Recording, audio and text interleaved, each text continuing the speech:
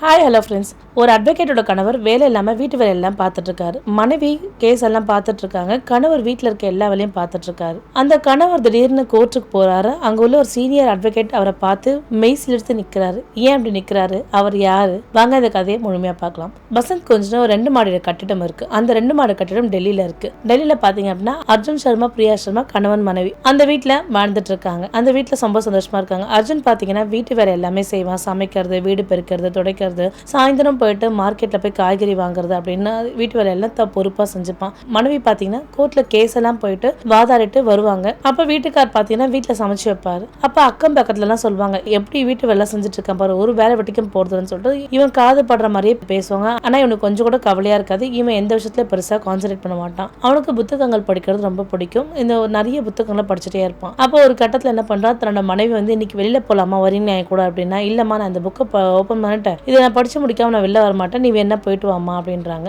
சரிங்க அப்படின்னு சொல்லிட்டு போறான். மறுபடியும் பக்கத்து வீட்டுக்காரங்க பேசுறாங்க, இந்த ஜென்மத்துல இவன் போவே மாட்டான் போல, பொண்டாட்டி சம்பாதத்திலேயே உட்கார்ந்து சாப்பிடுவான் போல அப்படின்னு சொல்லிட்டு பேசுறாங்க. ஆனா அவன் சற்றும் பொருட்படுத்தாம தன்னோட புத்தகம் படிக்கிற வேலையை பார்த்துட்டே இருக்காங்க. அதாவது உளவியல் சம்பந்தமான புத்தகங்கள்லாம் அர்ஜுன் சர்மா ரொம்ப ரொம்ப உன்னிப்பா படிச்சுட்டு இருக்காரு. அந்த நேரம் ஒரு நவம்பர் மாதம் ஒரு சனிக்கிழமை வருது. சனிக்கிழமையில பாத்தீங்கன்னா சுதீர்கண்ணன் தொழிலதிபரா இருக்காரு. அவர் பாத்தீங்கன்னா ஒரு கட்டுமான தொழிலதிபரா இருக்காரு. அவர் மீதுல ஒரு குற்றச்சாட்டு வைக்கிறாங்க. என்ன அப்படின்னா இடம் மோசடி வழக்கு அப்படின்னு சொல்றாங்க. அப்ப பிரியா சர்மா பாக்குறீங்கன்னா கடந்த 3 மாதங்களா அவருக்கு எதிராக சாட்சி தேடி அவருக்கு எதிராக சாட்சி தேடி ரொம்ப கஷ்டப்பட்டு தூக்கம் இல்லாம அதெல்லாம் செஞ்சுட்டே இருக்காங்க. அடுத்த நாள் பாத்தீங்க அப்படின்னா அந்த கேஸ் கோர்ட்டுக்கு வருது. பிரியா சர்மாவும் ரெடியா இருக்கா நிறைய விஷயங்களை பாத்துக்கிறது. அந்த கேஸ் இன்னும் இது பண்றதுக்கு ஒரு கிரிமினல் அட்வொகேட் வராரு. அவர் பேர் ராஜேஷ் மெஹ்ரா கிரிமினல் அட்வொகேட்ல பேர் போனவர். அவர் எடுத்த கேஸ தோற்று போனதா சாத்தியமே கிடையாது. அந்த அளவுக்கு அவரோட வாதம் ரொம்ப சிறப்பாவே இருக்கும். அவர் என்ன பண்றாரு, சார் நில மோசடியில எந்த ஒரு பிரச்சனையும் கிடையாது, ஏன்னா நில மோசடி இல்ல எதுவும் கிடையாது, என்னுடைய கிளைண்ட் தான் அந்த இடத்த வாங்கியிருக்காங்க, நீங்க வேணா அந்த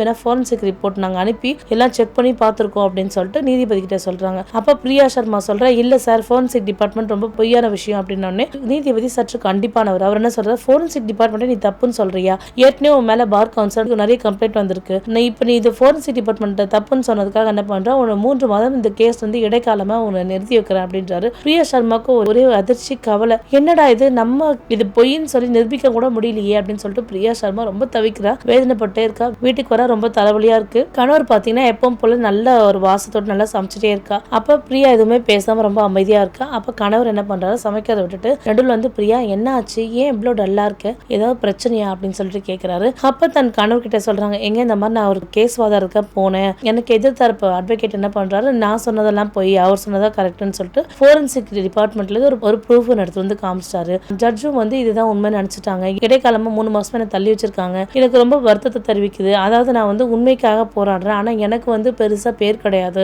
3 மாசமா தூக்கம் இல்லாம இந்த இடம் மோசடி வழக்கா நான் எல்லா உண்மையும் திரட்டிட்டு இருந்தேன், இப்ப எல்லாமே எனக்கு வீணா போன மாதிரி இருக்குன்னு சொல்லிட்டு தேம்பி அழறான். அவன் என்ன பண்றான், அழுதுட்டே இருக்கும்போது போறான், உள்ள போய் மீதி சமையல முடிச்சிடறான். அப்ப மீதி சமையல் முடிச்சு மறுபடியும் வந்தோடனே என்ன பண்றான், பிரியா சர்மாவுக்கு ரொம்ப கோவம் வந்துடுது. உங்களுக்குலாம் என்னை பத்தி கவலையே கிடையாது, சமைக்கிறது, சாப்பிடுறது, தூங்குறது இதெல்லாம் ஒரு வேலை, நீங்க இதே ஒரு பழப்பா வச்சுட்டு இருக்கீங்க, நான் ஏன் தான் உங்களுக்கு கல்யாணம் பண்ணணும்னு எனக்கு தெரியலன்னு சொல்லிட்டு ரொம்ப ஒரு கோவமா திட்டிடுறா. அப்பவும் அர்ஜுன் சர்மா பெருசா வருத்தமெல்லாம் பட மாட்டாரு.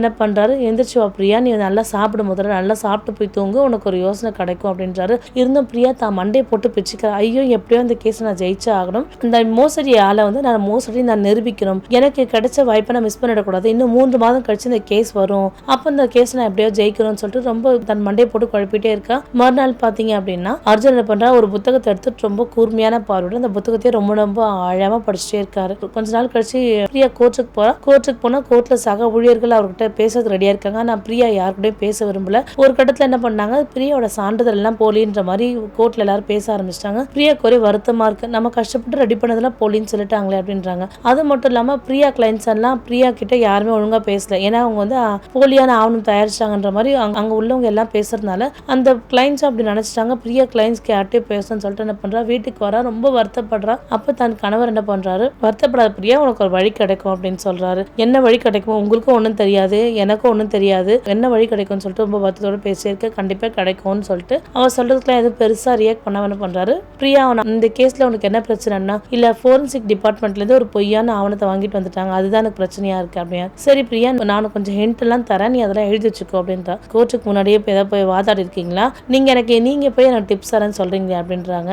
ஏன் கோர்ட்டுக்கு வாதாடினா தான் டிப்ஸ் தரணுமா, நான் புத்தகத்துல படிச்சதை வச்சு சொல்றேன் பிரியா, நீ இம்ப்ளிமெண்ட் இம்ப்ளிமெண்ட் பண்ணி பாரு, மேபி உனக்கு சக்சீட் ஆகலாம் அப்படின்னு சொல்றாரு. சரின்னு சொல்லிட்டு அர்ஜுன் பேச்சு கேட்டு என்ன பண்றா, டாக்குமெண்ட்ஸ் எல்லாம் எடுத்து வச்சுக்கிறா. சரி எல்லாத்தையும் இதையும் நாளைக்கு எடுத்துட்டு போ, மறக்காம இந்த டிப்ஸ் பேப்பரும் மறக்காம எடுத்துட்டு போ அப்படின்றா. சரிங்கன்னு சொல்றான். ஆனாலும் பிரியா என்ன பண்றா, அதை மறந்துடுறா. பிரியா அடுத்த நாள் இந்த கேஸ் தேவையான டாக்குமெண்ட்ஸ் எல்லாம் எடுத்து வச்சுக்கிறா. எடுத்து வச்சு என்ன பண்றா, தன்னோட ஜூனியர் பையன் கிட்ட தரா. சஞ்சய், இந்த டாக்குமெண்ட்ஸ் எல்லாம் ரொம்ப முக்கியம், இந்த கேஸ்ல நான் எப்படியாவது வாதாடணும். ஏன்னா நான் டெல்லியில மிகப்பெரிய வழக்கறிஞர், நிறைய பேருக்கு தெரியும். இந்த கேஸ்ல வாதாடினாதான் நம்மளோட மிகப்பெரிய வழக்கறிஞன்ற ஒரு போஸ்டிங்க நம்ம தக்க வச்சுக்க முடியும். அதனால நான் கேட்குற பாயிண்ட்ஸ் எல்லாம் கரெக்டாக எடுத்துக்கூட அப்படின்றான்.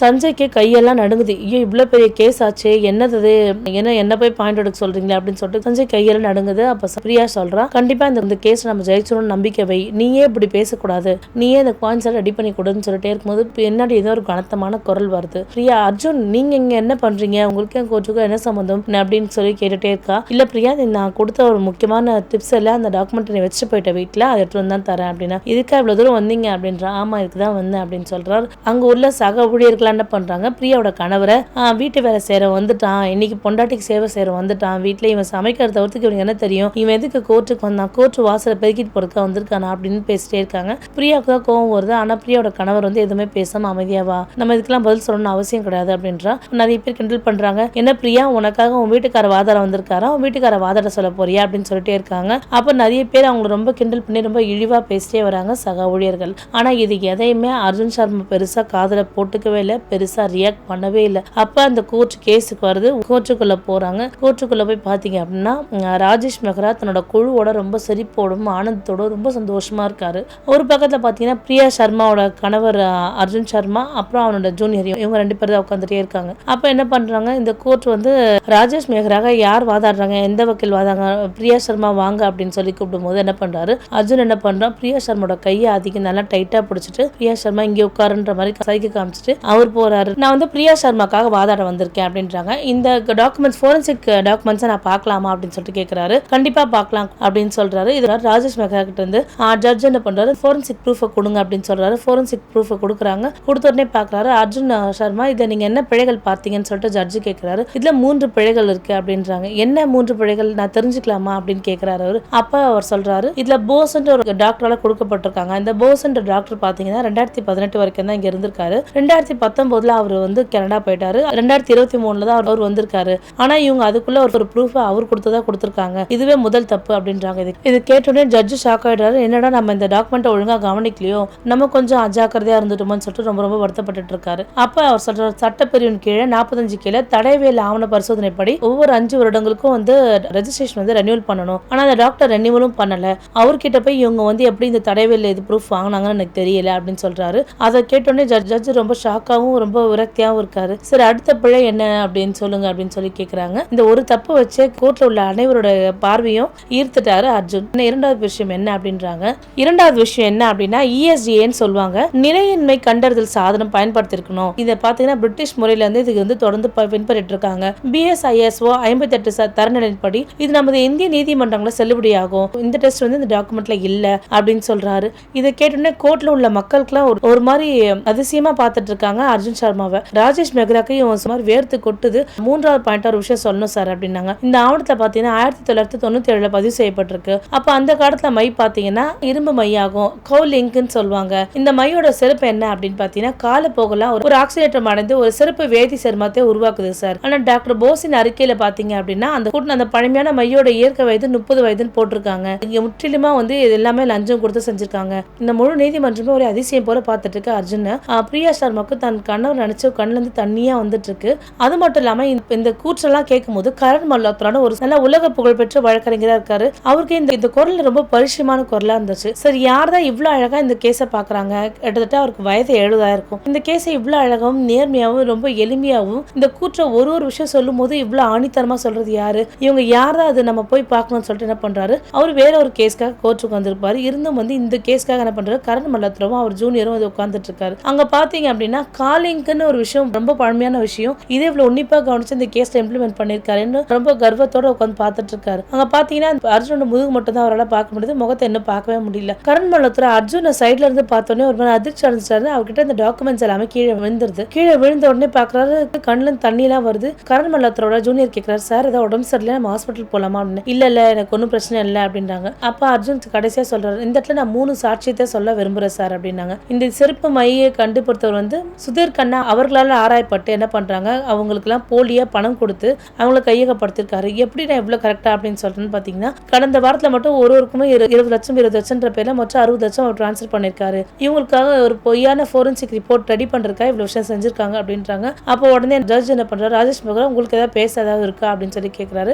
அப்போ ராஜேஷ் மகரா பாத்தீங்கன்னா வேர்த்து ஊத்துது, கட்சி போட்டு துடைக்கிறாரு, ஒரு மாதிரி தடுமாற்றம் அடைகிறாரு. என்ன பண்றாருன்னா, வேற ஏதாவது பேசுறீங்களா, அர்ஜுன் சொல்றது உண்மைன்றதால இந்த கேஸை நான் என்ன பண்றேன் சிபிசிஐ அடிக்க மாத்துறேன் அப்படின்னு சொல்றாரு. இதை கேட்டு பிரியா சர்மாக்கு ஒரே சந்தோஷம். ராஜேஷ் மெஹ்ராக்கு வாய் அடைச்சு போயிருக்கிறார். என்ன சொல்றது எது சொல்றது ஒண்ணுமே புரியாம இருக்கு. நம்ம செஞ்ச களவாணித்தனம் எல்லாம் இதுல கண்டுபிடிச்சாங்கன்னு சொல்லிட்டு ஒரே வருத்தத்துல இருக்கா ராஜேஷ் மெஹ்ரா. அப்ப கரண் மல்ஹோத்ரா அர்ஜுன் எப்ப வெளியே வருவான்னு பாத்துட்டே இருக்காரு. கரண் மல்ஹோத்ரா அர்ஜுனை பார்த்தோன்னே ஒரே சந்தோஷம். கரண் மல்ஹோத்ரா அர்ஜுன் கிட்ட கேஸ் முடிச்சு வெளியே வந்தோடனே பேசுறாரு. ஏன் அர்ஜுன் எதுவுமே சொல்லாம கொள்ளாம போனேன், ஏன் இந்த 10 ஆண்டுகளா என்ன விட்டுட்டு போனேன், உன்னை பத்தி எந்த ஒரு டீட்டெயில்ஸும் எனக்கு இல்லாம செஞ்சுட்டு போயிட்டேன், ஏன் அப்படி நீ செஞ்ச அப்படின்னு சொல்லிட்டே இருக்காரு. அப்ப அர்ஜுன் சொல்றாரு, சார் எனக்கு வந்து நான் ஒரு சிசு கொலைக்காக ஒருத்தரை வந்து நான் தண்டனை வாங்கி கொடுத்தேன். ஆனா அவர்கிட்ட இருக்க பணத்தார என்ன பண்ணாரு, 3 மாசம் கழிச்சு அந்த தண்டனை இருந்து வெளியில வந்துட்டு திருப்பி மறுபடியும் அதே விஷயத்த அவர் செஞ்சாரு. அதனால எனக்கு விருப்பம் இல்லை சார், அதனால தான் அந்த தொழிலை விட்டு நான் போனேன் அப்படின்றாரு. 30 ஆண்டுகளா யாராலுமே தீர்க்க முடியாத ஒரு விஷயத்த நீ எனக்கு தீர்த்து கொடுத்த.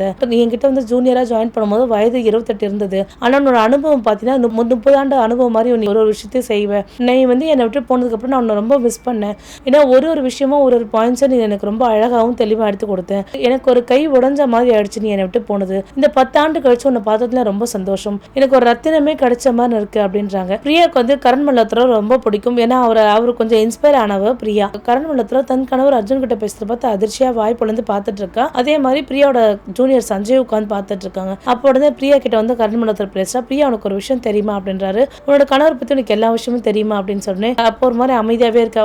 உன் கணவர் வந்து ரொம்ப நல்ல அட்வொகேட், சிறந்த அட்வொகேட். ஆனா அவர் வந்து நிறைய கேசஸ் எவ்வளவு அழகா தெரியுமா அதை சால்வ் பண்ணிருக்காரு. எனக்கு 30 ஆண்டு அனுபவம் இருக்கு. பேருக்கு தான் 30 ஆண்டு அனுபவம். உண்மையாவே உன் கணவருக்கு தான் வந்து 30 ஆண்டு அனுபவம் இருக்கிற மாதிரி இருக்கும். ஏன்னா ஒரு விஷயம் ஒரு பாயிண்ட் எனக்கு அவன் எடுத்து தருவான். என்னோட கேஸ் எல்லாம் ஜெயித்ததுக்கு அவன் தான் காரணம் அப்படின்றாங்க. அப்ப கணவர் பாத்தீங்கன்னா ஜன்னல் அருகே நின்று வானத்தை பார்த்துட்டு இருக்காரு. பிரியாவுக்கு ஒரே சந்தோஷம், தன் கணவரை பத்தி புகழ்ந்து பேசுறேன். உடனே வீட்டுக்கு வராங்க. வீட்டுக்கு வந்தோடனே கேட்கிறான், நீங்க ஒரு அட்வொகேட்னு என்கிட்ட சொன்னதே கிடையாது, ஆனா நீங்க வீட்டு வேலை மட்டும் பார்த்துட்டு இருக்கீங்க, ஏங்க உங்களுக்கு பிடிக்கலையா அப்படின்னு சொல்லி கேட்கிறா. பிரியா வீட்டுக்கார அர்ஜுன் சொல்றாரு, இல்லம்மா நான் ஒரு வழக்கு வாதாடினது என்ன பண்றேன் அப்படின்னாங்கன்னா, உண்மையான ஒருத்தர் ஜெயிலுக்கு போயிட்டாங்க, நான் ஒருத்தவங்களுக்கு துரோகம் பண்ண மாதிரி, அதனால எனக்கு இனிமே இந்த தொழிலே வேண்டாம்னு சொல்லிட்டு நான் விட்டு விலகிட்டேமா. நான் அந்த ஒரு காரணத்துக்காக தான் அட்வொகேட்டா வேலை செய்யலாமா. ஏன்னா என்னோட வேலை நீ செஞ்சுட்டு இருக்க, உனக்கு கணவரா இருந்தா போதும், ஏன்னா அதுல நான் ஒரு நிம்மதியும் சந்தோஷம் அடையறமா அப்படின்னாரு. அப்ப இது கேட்டுனே ரொம்ப சந்தோஷப்படுறான்.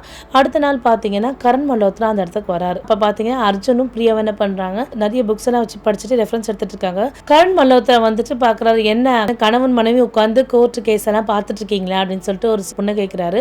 உடனே என்ன பண்றாரு, அர்ஜுன் போய் அவர் காஃபி எடுத்துட்டு வந்து தராங்க. சார் வாங்க சார் உட்காருங்க சார் அப்படின்றாங்க. இல்ல நான் உனக்கு ஒரு பெரிய கேஸ் ஒன்று எடுத்துட்டு வந்திருக்கேன், எனக்கு இதை சால்வ் பண்ணணும் அப்படின்றாங்க. ஏன்னா இது வந்து உன் கணவர் போனதுக்கு அப்புறம் இந்த கேஸ் வந்து விலகலாம் நினைச்சேன், ஏன்னா உன் கணவரால தான் இந்த கேஸ் வந்து எனக்கு பெருசா கிடைச்சது, நான் இதனால தான் மிகப்பெரிய பாப்புலர் ஆனேன் அப்படின்னு சொல்லிட்டு கரண் மல்ஹோத்ரா சொல்றாரு. மீண்டும் அந்த கேஸ் வந்து மறு ஆய்வுக்காக வந்திருக்கு, நான் இந்த கேஸ் எடுக்கணும், இந்த கேஸ் எடுக்கிறதா எனக்கு உன்னுடைய உதவி வேணும் அர்ஜுன் அப்படின்னு சொல்லி கேட்கிறாரு. அப்ப அர்ஜுன் சொல்றான், சார் எனக்கு கோர்ட்டுக்குலாம் வந்து வாதாடணும்ன்ற விருப்பம் கிடையாது, ஏன்னா நீங்க கோர்ட்டுக்குலாம் கூப்பிடக்கூடாது, ஏன்னா நீங்களும் என் மனைவி சேர்ந்து வந்து இந்த கேஸை பாருங்க சார், என் மனைவிக்கும் நிறைய விஷயம் நான் கத்து தரக்கூடிய வாய்ப்பு எனக்கு கிடைக்கும் சார் அப்படின்றாரு. கண்டிப்பா வந்து நான் நீ சொன்ன மாதிரி உன் மனைவி சேர்த்துக்கிறேன் அப்படின்றாரு. இந்த கேஸ் வந்து பாத்தீங்கன்னா மாசுபாடுக்காக ஒரு பெரிய கேஸ் வந்திருக்கு. அதாவது இந்தியாவில நிறைய பிரச்சனைகள் இருக்கு இந்த மாசுபாடுக்காக, என் கூட இருந்து எனக்கு பக்கபலமா இருந்து எனக்கு ஒரு பாயிண்ட்ஸ் நீ எடுத்துக்கூட அர்ஜுன் அப்படின்னு சொல்றாங்க. கண்டிப்பா நான் செய்யறேன் சார் அப்படின்னு சொல்றாங்க. சார் இதுல நிறைய பிழைகள் இருக்கு சார், அந்த டாக்குமெண்ட் பார்த்தோன்னே சொல்றாங்க, இந்திய நீர்வழி சட்டத்துக்கு நேரடி முரண்பாடு இருக்கு சார் இதுல அப்படின்னு சொல்றாங்க. அப்ப திருப்தியான புண்ணையோட கரண் சொல்றாரு, இனி எனக்கு பிரச்சனை இல்லை அர்ஜுன், நீங்க இருக்கும் போது எனக்கு எந்த உதவியும் தேவையில்லை, இந்த கேஸை ரொம்ப சுமூகமா நீங்க முடிச்சிருவீங்க, ஏன்னா இங்க இருக்கிற ஹூக் அண்ட் கார்னர் நல்லாவே பார்த்து அங்க என்ன பிரச்சனை இருக்கு, ஏது பிரச்சனை இருக்கு, எப்படி சால்வ் பண்ணலான்ற விஷயத்தையும் நீங்க எனக்கு சொல்லி கொடுத்துருவீங்க, நீங்க சொல்லி கொடுக்கறத நான் கோர்ட்ல கொண்டு போய் பேசணும் அவ்வளவுதான் அப்படின்னு சொல்றாரு. அப்புறம் கரண் மல்ஹோத்ரா பாத்தீங்கன்னா நிறைய பேர் வந்து அவர்கிட்ட அட்வைஸ் கேட்கறாங்க, நிறைய விஷயம் செய்யறாங்க. ஆனா பக்கத்து வீட்டுக்கார பொறுத்த வரைக்கும் இவர் வேலை இல்லாத ஒரு பட்டதாரி அப்படின்ற மாதிரி தான் அவர் நினைச்சிட்டு இருக்காங்க. ஆனா உள்ளுக்குள்ள அவர் செய்யற ஒரு வேலையும் ரொம்ப பெரிய வேலைன்னு அவங்களுக்கு தெரியல. கரண் மல்ஹோத்ரா தன்னோட குடும்பத்தோட ரொம்ப சந்தோஷமா வாழ்ந்துட்டு இருக்காரு. தன் மனைவிக்கு எப்பெல்லாம் உதவி தேவைப்படுதோ அதெல்லாம் செஞ்சுட்டு தான் இருக்காரு. தன் மனைவியோட மரியாதை பறிபோடக்கூடாதுன்ற ஒரு விஷயத்துக்காக தான் அவன் கஷ்டப்பட்டு கோர்ட்ல வாதாடினா. கரண் மல்ஹோத்ராவுக்கு அர்ஜுனால நிறைய பலன்கள் கிடைச்சிருக்கு. ஏன்னா அவர் சொல்ற ஒரு பாயிண்ட்ஸாலுமே அந்த கேஸை ஜெயிக்கக்கூடிய வாய்ப்பு மிக அதிகமா இருக்கு கரண் மல்ஹோத்ராவுக்கு. கரண் மல்ஹோத்ராவுக்கு ரொம்ப சந்தோஷம். ஏன்னா 10 ஆண்டா பார்க்காத ஜூனியரை பார்த்த உடனே அவ்வளோ ஒரு சந்தோஷம், பெருமையாவும் இருக்கு. பிரியாவுக்கும் தன் கணவர் எப்பவுமே வீட்டு வேலை மட்டும் தான் செஞ்சுட்டு இருக்காருன்னு நிறைய நாள் வருத்தம் இருந்திருக்கு. தன் கணவர் இவ்வளோ ஒரு பிரபலமானவர்னு அவளுக்கு தெரியாது. அதை தெரிஞ்சதுலேருந்து பிரியாவுக்கு ஒரே சந்தோஷம். என்னோட கணவரோட அறிவுறுத்தல் படி தான் இன்னைக்கு இந்த கேஸ் நான் ஜெயிச்சேன், என் கணவர் தான் எனக்கு ரோல் மாடல்னு சொல்லிட்டு தன் கணவர் ரோல் மாடலாக வச்சு தன்னோட எப்பவும் போல தன்னோட அட்வொகேட் பண்ணி தொடர்ந்துட்டு இருக்காங்க. மீண்டும் வேற ஒரு நல்ல கதையில் சந்திக்கிறேன். நன்றி, வணக்கம்.